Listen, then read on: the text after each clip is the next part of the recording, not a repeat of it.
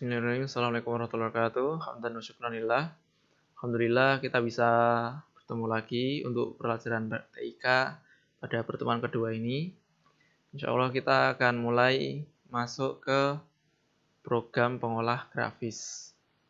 Nah, mungkin ada yang tanya, ada yang kepikiran, loh Ustadz, kemarin kan kita mau bahas tentang program pengolah kata, program pengolah angka, program pengolah presentasi. Loh lah kok sekarang jadi program pengolah grafis gitu. Nah, jadi untuk pelajaran TIK ini kan kita baru masuk ketika kalian semua berada di kelas 5. Nah, ketika itu maka ada pelajaran yang ketinggalan untuk pada kelas 2, 3, 4. Nah, itu masih ada pelajaran yang tertinggal di situ. Jadi untuk mengejar ketertinggalan dari pelajaran sebelumnya, itu adalah pelajaran untuk program pengolah kata, program pengolah angka, dan program pengolah presentasi. Nah, itu akan menjadi pelajaran tambahan, pelajaran untuk mengejar materi. Sedangkan untuk materi utama untuk kelas 5 ini adalah insya Allah kita akan bahas tentang Corel, program pengolah grafis. Nah, jadi insya Allah untuk videonya akan Ustadz bikin jadi dua buah video. Yang pertama adalah video khusus tentang materi utama kita, yaitu adalah program pengolah presentasi. Yang kemudian video yang kedua adalah program pengolah kata, program pengolah angka, dan juga program pengolah presentasi, yang mana materi itu adalah materi untuk mengejar dari materi kelas-kelas sebelumnya. Jadi insya Allah itu kita tetap belajar pada materi pokok kita, ya, tapi di sisi lain kita juga tetap belajar pada materi yang udah pernah kita tertinggal, karena baru kelas 5 ini ada program pengolah grafis. Kita ketinggalan materi-materi tentang program pengolah kata, program pengolah angka, dan juga program pengolah presentasi. Tapi akan kita kejarkan di kelas 5 ini juga. Jadi ketika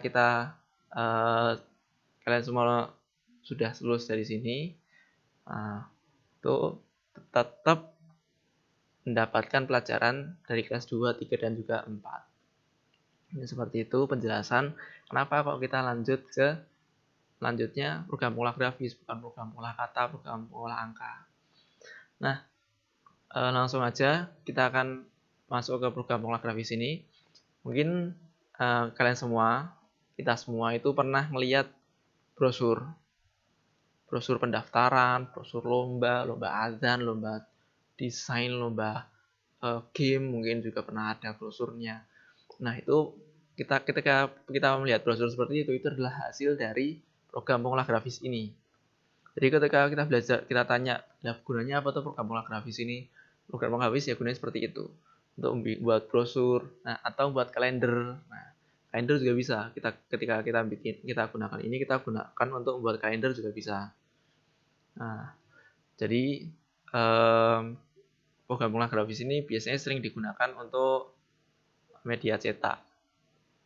Jadi yang kalender dicetak, brosur dicetak, pamflet dicetak, itu semua biasanya menggunakan seperti ini.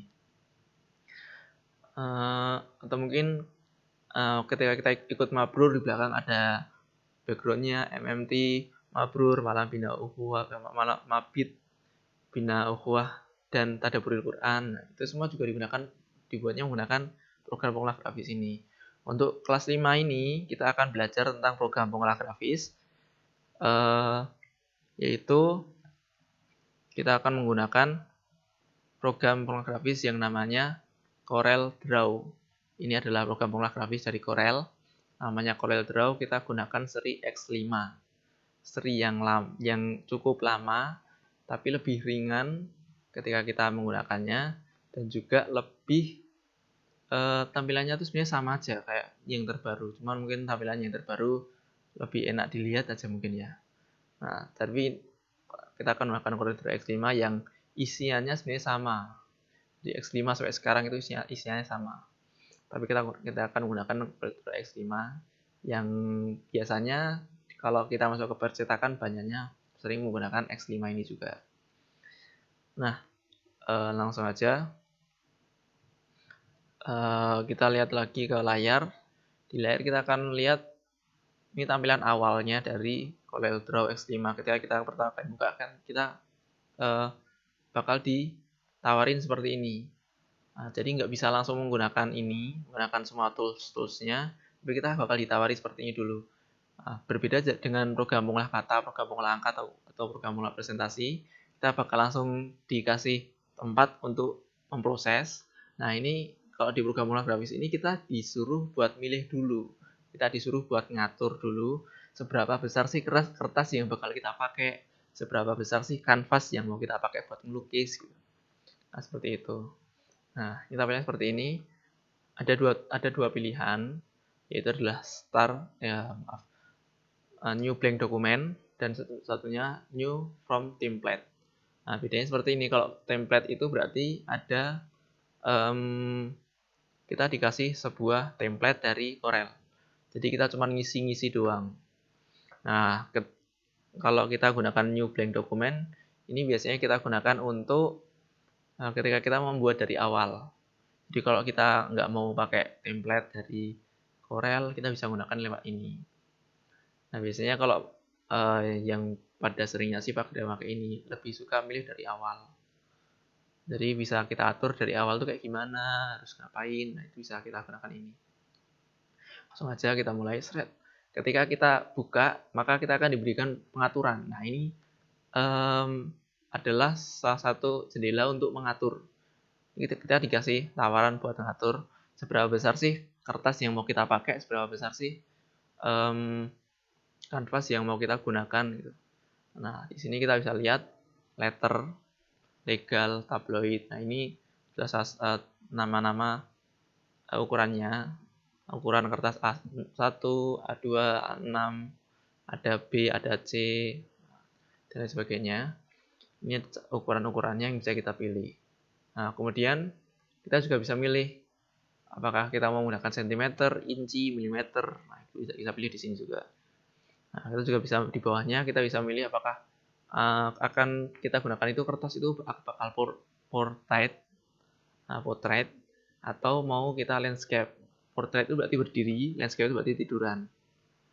Kalau landscape itu memanjangnya ke samping, landscape, portrait memanjangnya ke atas.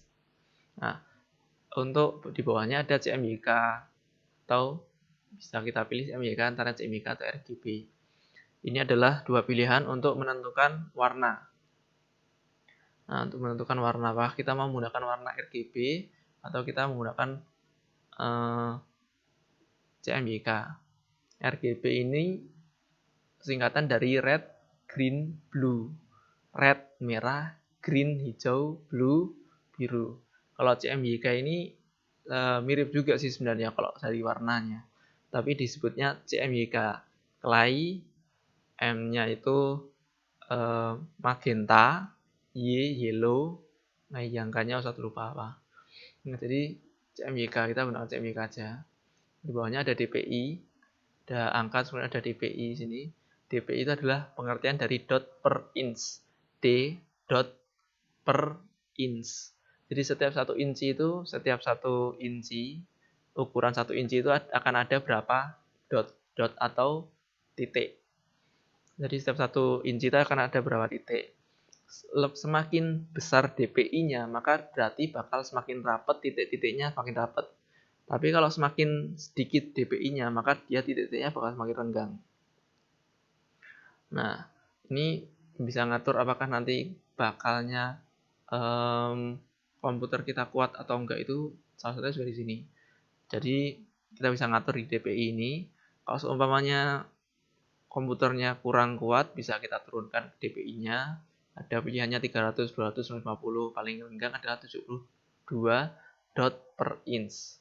Tapi alhamdulillah untuk komputer yang ada di lab komputer ini semuanya insya Allah bisa kuat untuk bawa sampai 300 dpi.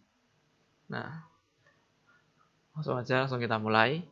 Baru setelah kita pilih itu tadi, kita atur, baru kita bakal masuk ke jendela untuk memproses pengolah grafis ini, program pengolah grafis ini. Nah, Berbeda juga dengan program pengolah kata, program pengolah angka, dan program pengolah presentasi. Untuk program pengolah grafis ini, toolbar-nya atau tempat-tempatnya tools itu nggak cuma ada di atas. Kita kemarin udah belajar tentang menu, toolbar, dan juga tools. Nah, menu itu yang ini, di atas ini menu. Toolbar itu adalah tempat para tools berada. Tempatnya tools berada itu disebut toolbar. Nah, untuk toolbar sendiri, program pengolah grafis ini nggak cuma ada di atas, tapi juga ada di samping kanan, juga samping kiri. Oh maaf, ada samping kanan, juga ada samping kiri. Untuk toolbar yang ada di samping kiri, ini adalah toolbar untuk memproses.